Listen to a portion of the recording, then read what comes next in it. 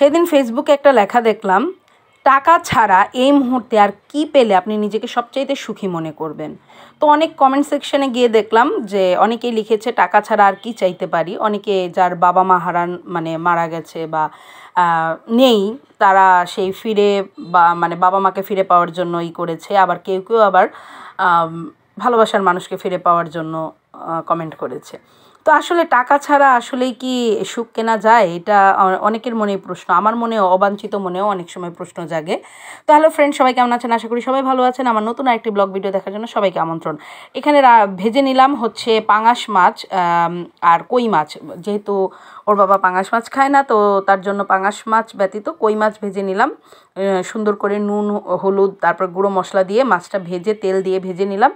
তারপরে এখানে জিরা ফোড়ন দিয়ে দিয়েছি আর আলু মশলা দিয়ে ভেজে নিচ্ছি, তেজপাতা দিয়েছি সাথে।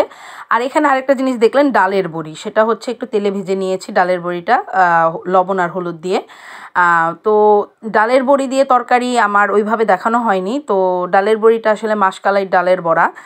এটা সুন্দর মাছের তরকারিতে দিলে, বিশেষ করে শীতের সিজনে বিভিন্ন তরকারির সাথে দিলে এটা খেতে খুবই ভালো লাগে। তো আজকে এটা রান্না করব। আমার শ্বশুরবাড়িতে মাসকলাইয়ের যে ডালের বড়াটা হয় তার মধ্যে হচ্ছে চাল কুমড়া অ্যাড করে। তো আমাদের আবার ঢাকায় আমরা যারা ডালের বড়ি করি তারা হচ্ছে শুধু মাসকলাইটাকেই ফেটে বড়ি করা হয়।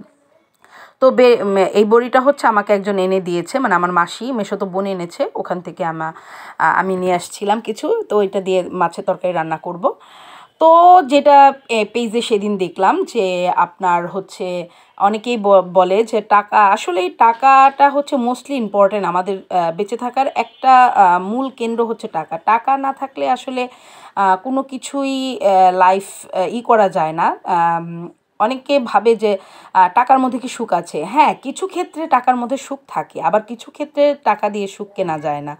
যেমন মনে করেন নর্মালি আমার নিজস্ব জীবনের থেকে আমি বলি, অনেকের অনেক টাকা থাকতে পারে, কিন্তু ব্যক্তি স্বাধীনতার দিক থেকে আমি যতটা ব্যক্তি স্বাধীনভাবে চলাফেরা করতে পারি সেটা হয়তো অনেকেই অধিক টাকা থাকা সত্ত্বেও তারা হয়তো পারে না। আবার হাজব্যান্ডের যে সময় দেওয়াটা, সেটা এটাও একটা কন্ডিশন থাকে।